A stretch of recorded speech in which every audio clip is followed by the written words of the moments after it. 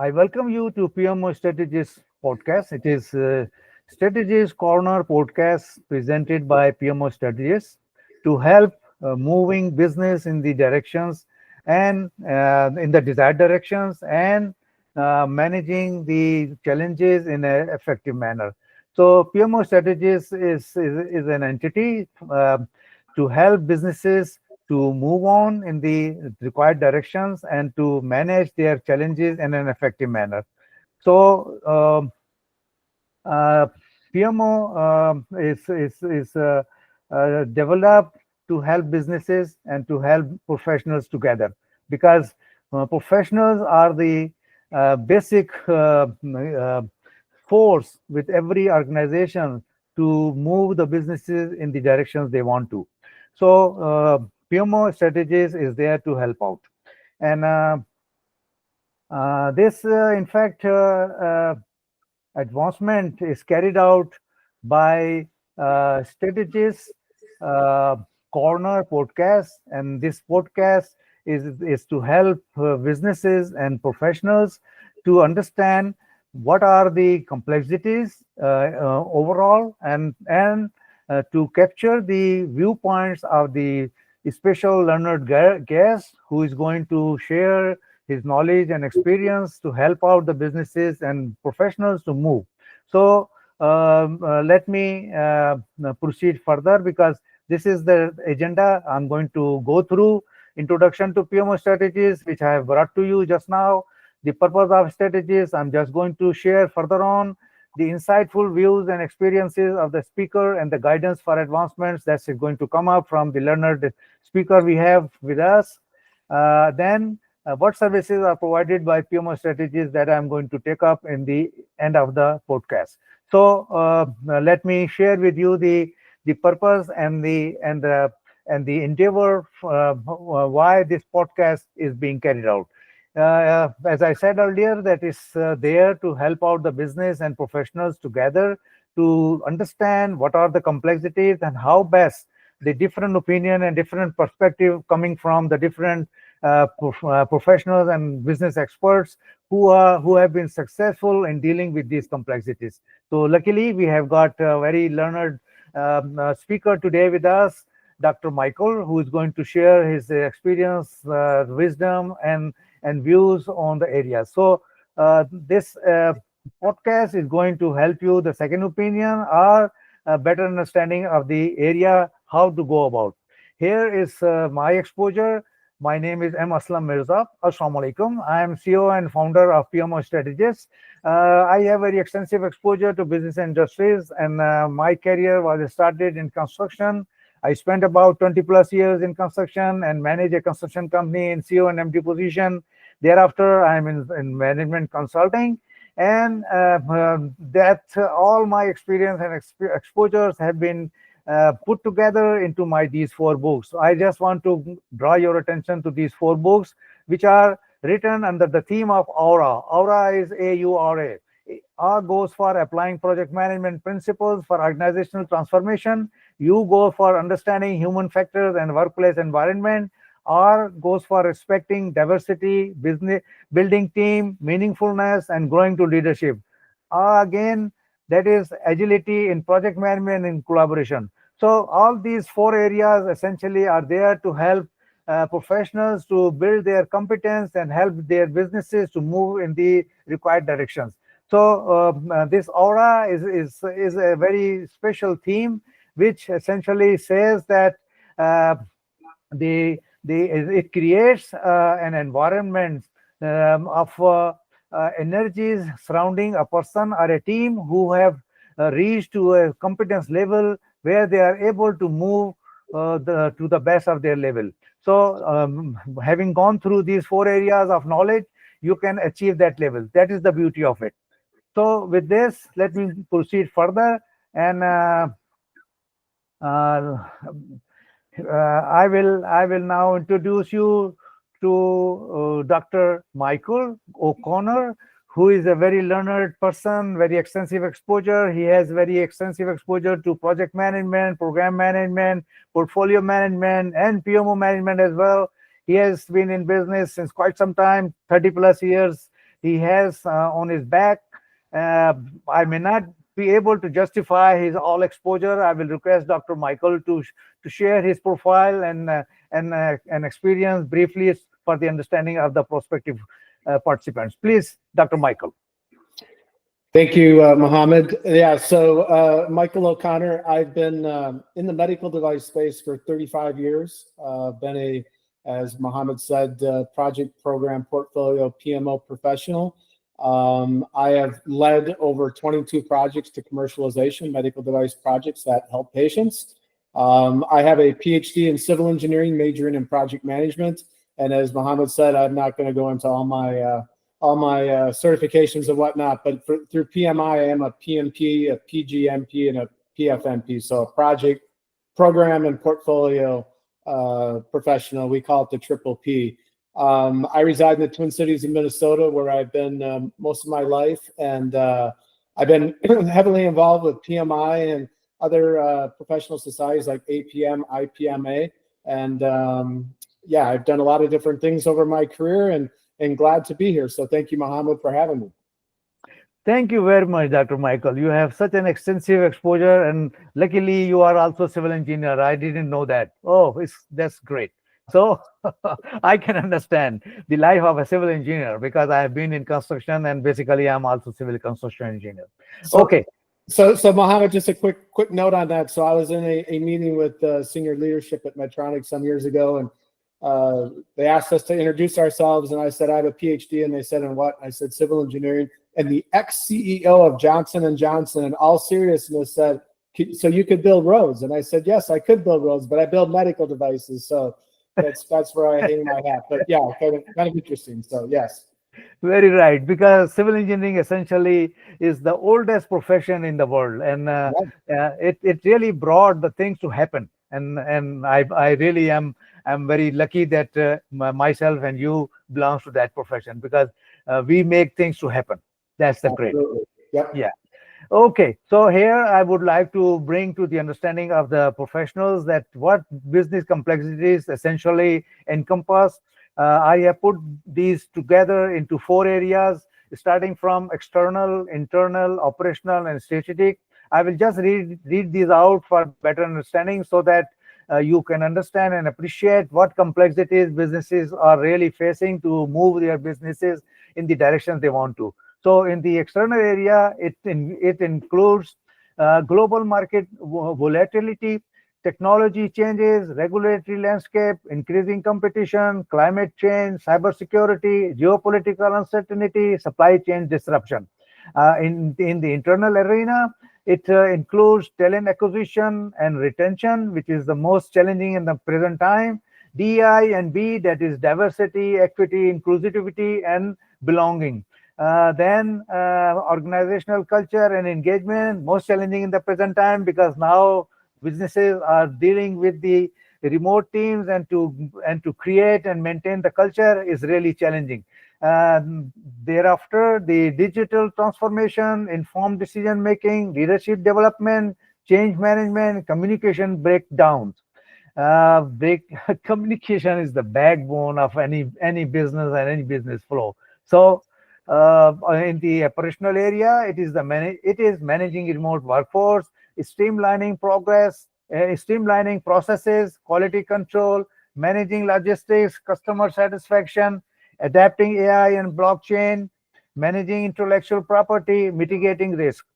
In the area of strategies, advancements, it includes innovating business model, identifying new markets, building strategic partnership, managing mergers and acquisition, competitive advantage, fostering innovation and research and development, managing global expansion, sustainable business strategies. Well, having all these complexities, I just want to bring the understanding that how businesses are under pressure to manage all this, along with the uncertainty and continued disruption. So let me go back to Dr. Michael to understand how he was able to help the businesses where he has been associated with, or helping the businesses in the area that he was working with. So in that area, let me put up the first question, that is, how are you managing business advancement in the prevalent challenges of business complexities? That is the first question. Dr. Michael, please share your exposure and experiences. You don't need to go and touch upon all of these complexities, but wherever you have the maximum exposure and wisdom, please put that up. Thank you very much, Dr. Michael. Yeah, so Mohammed, thank you. Thank you for going over that summary. It's interesting, as you were going through all those, I can identify with almost every single bullet point with my eclectic, broad background, because I've been in operations, strategic, external, internal. So I understand this. But I would say, the biggest thing in managing complexities at the moment is trying to understand the speed of change. And I think, using tools like AI, someone needs to learn how to use those tools in a way that's meaningful, in a way that gets you information that you need, while using it the way that your organization wants you to use it. So that's one thing. I think the other thing is, as I internalize on this question, is something that we've changed a couple of years ago is, instead of looking at performance as KPIs, key product or key performance indicators, we went to something called OKRs, which is objectives and key results. So that has been a good move for us, because it helps with leading and lagging indicators, where KPIs usually focus on one of those. So OKRs have been a really good shot to the arm for the way that we're doing business, and it touches on a lot of these things. And one thing to keep in mind with OKRs is you can come up with a lot of objectives, right? And typically people come up with too many objectives. What we try to do is we keep it to a handful. We may have 40 objectives, just hypothetically, but we'll focus on 5 objectives and the key results, and we'll do this at our leadership meetings at least monthly. This really focuses the organization in certain areas, and it helps create more value by focusing on things intently, than spreading peanut butter across everything. We tried that in places that I've worked, and it doesn't work as well. When you can focus on a handful of items and really put your mind and your energy, your resources, your money into that, it really works well. So OKRs, I think that came out of Intel. The company Intel is where that was derived from. A lot of companies are using that, but that touches on a lot of things. So I highly recommend checking out OKRs, objectives, key results. And just looking again at this list that's there are so many things that are here. I also would say that you need to be aware of these things, but you don't need to be experts in all these things, right? So even on like strategic partnerships, what does your organization do for that? Do they do technology partnerships, academic partnerships? When I was in my corporate role, I was very integral in partnerships. I also worked with what we call PPP, public-private partnerships, which is our government. There's so much going on in that area alone, and it depends on your organization size, but partnerships can really, really have that collaboration piece that can help your company, because again, change is going so fast. You can't do everything yourself. You can't see all the new things and fun, exciting things that are happening yourself. You need partners. So collaboration is good. So as I, again, look at this list, strategic partnerships is one of those things that stands out to me as a big thing that is impactful, but it also, you can do it in a way that's going to bring your company the most results and the most return on investment, if you would. And again, it doesn't have to be a huge amount of people, doesn't have to be a huge initiative, but you need to know what's working with that. But again, I'm not going to go through all these, but value comes through all these things. So it does depend where you're at and what organization, what function. But I can't stress enough that I believe OKRs, objectives, key results, is an area that I would say that brings the biggest value, because you can see the objective, you can see the results, and you can see the exact value you're bringing to the organization. So Mohammed, I'll pause there and see if I answered your question sufficiently. That's great. Really, that's great. And the value you have brought up with the partnership, that's the real value, because you can enhance your competence, you can enhance your advancement in the best way with the partnership and collaboration, because that's the right approach. I totally agree with you. Thank you very much for your inputs on that area. Okay, so let me move on to the next question. That is, what do you propose to the businesses and to the professionals to move to the next level of performance? What do you think is necessary? Yeah, I touched on a little bit before, and Mohammed, we were talking before this podcast. I really believe AI is something that can create performance, right? Again, AI, people think, oh, I'm going to go write something, so I'm going to go to ChatGPT and I'm just going to put it in there and I'm going to hit the button. No, you need to understand how AI works. And as we were talking, AI is about prompt engineering. You need to interview it. You need to ask questions. You need to question what it is you're looking for, then ask another question, and ask another question. This is a tool that we all know is taking off, and there's ChatGPT, there's Copilot, there's more than I even know of now.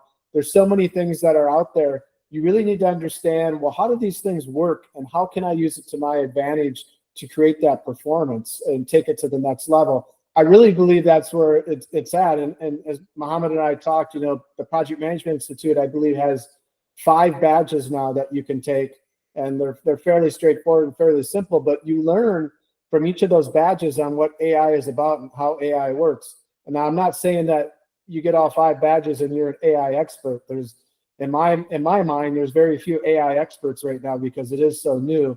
But as most of you are probably project professionals or business professionals, as those type of professionals, you need to teach yourself or take courses on LinkedIn or other places, because this is so new that you need to get in front of this and you need to learn. And I really believe the prompt engineering, at least for me, was the key part that the light bulb went on. I'm like, this is how it works. I need to interview it again, keep refining my questions to get the answer that I'm looking for. And I don't look at ChatGPT either as cheating now. I look at it as a tool that's in our toolbox, and it's here to stay. So again, to build performance, you need to have people that are aware of AI, that know how to use AI, and that implement AI to get that performance and get that advantage. And the other thing is, I did my dissertation in co-located and virtual teams in the R&D space of medical devices and productivity. So I've looked at this before in length, that if I had a tool back in the day, this is a while ago, if I had a tool like AI, I could have done things a lot different because it can comb that information. Now, one thing I'll say with AI, though, is poor data in, poor data out. So it still takes that human element to look at the data and decide, is this data the right thing? And maybe you ask more questions, you interview it. So just because AI is there doesn't mean all that data that's being fed to that tool is correct. So it's still that human element. That's great. Thank you very much. Because I totally agree with you that AI, you not only need to understand it, you also need to train it. And then the prompt engineering is the basic tool you need to understand how to put it into effect. Exactly. As I was talking to you, that it really brought me the feeling that you need to go back to your school age, where you were required to put the right question, because right questioning is itself an ability, and you have to develop that ability. If you are putting the right question, not only at the first time, but in a repetitive manner with the improvement. As you are getting the responses, you need to keep on asking if you need further improvements. And with that way, you are in fact training your AI tool. I totally agree. Thank you very much, Dr. Michael. You really have put up on this thing, which is usually the professionals think that AI is there to replace them. It's not going to replace them, because the human aspects are such which can never be replaced. And you have to work out in the area of ingenuity, which is curiosity, creativity, courage, compassion, communication. These are the areas where human beings cannot be replaced. So you have to build your strength in these areas and go on with the application of the AI. Thank you very much, Dr. Michael. Thank you very much. And one thing I'll add on to that is, I worked in robotics the last 3 years in surgical robotics, and I wanted to get involved with that because I wanted to be involved with robotics and AI. And just think about where things have gone over the last 10 years. I mean, we're using a robotic arm to locate with navigation, to locate for the surgeon where they need to do their surgery, right? But a lot of things have happened, and you can't tell the robot to say go do surgery, right? It just, we're not there. We're not going to be there anytime soon. So when you think about it, I think about AI and I think of robotics and I think about where we're at. Yeah, you can use machine learning in manufacturing. You can use robots to do repetitive tasks, but still, that, like you said, Mohammed, that human piece has to be there. It's not, AI isn't taking over anytime soon, but it's making things easier, more effective, more cost effective. So it is doing good things, but like a lot of things, I think this is not moving as fast as some people maybe had hoped or thought. And it takes a lot of computer power, right? So there's other things that it needs to feed that engine. Very true. Very true. It's only going to take over on those repetitive work where, of course, you are only wasting time. If I'm doing repetitive work, I'm not doing any creative things. So I have to put my energies into creative things. That's the most important thing. Very Exactly. true. Very Exactly. true. Thank you very much. Yes. Okay, let's move on, and let me share the services which PMO strategies come up with for the businesses to move on in their strategic direction. PMO strategies helps diagnostic assessment of gaps in strategy and execution, helping strategic alignment and disciplined strategy execution. That is the most important part of it. Generally, businesses are very weak in that area, and the disciplined strategy execution is not carried out, which brings them different challenges in terms of time, finance, and reaching to the desired outcome. Second area is PMO function optimization. If the organization have their PMO in their setup, PMO strategies can evaluate the functions and help them to move to the next level of their performance. The third area is change management and cultural transformation. This is again the most important area for the businesses to develop, because without having supportive culture, businesses businesses face a lot of challenges to move on. So that is the area where independently PMO strategies can work with the businesses to develop that. Leadership development, mentoring, and coaching. This leadership is the basic factor which really helps cultural development and cultural advancements. So change management and cultural advancements is dependent on the leadership, and leadership is the basic tool which needs to be understood. And there, if the team is developed with the strategic thinking, then only it can move on with that force. So these are the areas where PMO strategies can help businesses to get the support. The second area with regard to the training is building resilience and adaptability in the present time, because that is the area which is really under pressure in the present time, because resilience and adaptability is the basic need of the businesses. So there, PMO strategies can help out and work with the organizations to develop their teams on resilience and adaptability.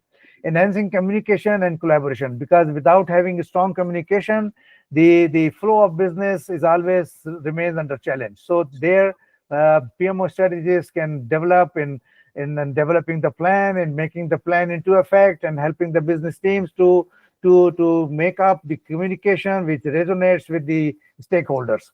The third area is driving innovation and creativity. Well, in the present time, it is being said that the latest economic stage has reached to an innovation economy. So that means innovation has become the basic requirements for every organization to focus for advancement. So innovation and creativity is something which needs certain environments to be created. So there, that creation can be developed with the help of PMO strategies, and teams can be trained. The fourth area is developing strategic thinking and problem solving. Without having the strategic thinking of the not only the team leaders but the entire team, you cannot get that level of innovation and creativity. So there, PMO strategies can help out the businesses to move on. With this, thank you very much. And here I would just would suggest that PMO strategies has got up an approach which is really based on AI driven PMO center of excellence, which is the basic idea for moving in the directions which is needed by the organizations to move on. With this, Thank you very much again. Before I close down, let me ask Dr. Michael if he has to share anything finally with the participants. I would just share that, continue to learn on things like AI and project related PMO, through PMI or wherever. Just continue to learn. So there's no shortage of information and free podcasts like this and webinars and whatnot. So I would just hope that you continue to learn and get more information and collaborate with more people and pass it on. Thank you very much with this. Thank you very much. So I'm going to close it down, and I really appreciate the learning interest of the prospective participants. And again, once again, Dr. Michael, thank you very much for your time and for sharing your knowledge and experience with me and with all the participants. Thank you very much. Thank you.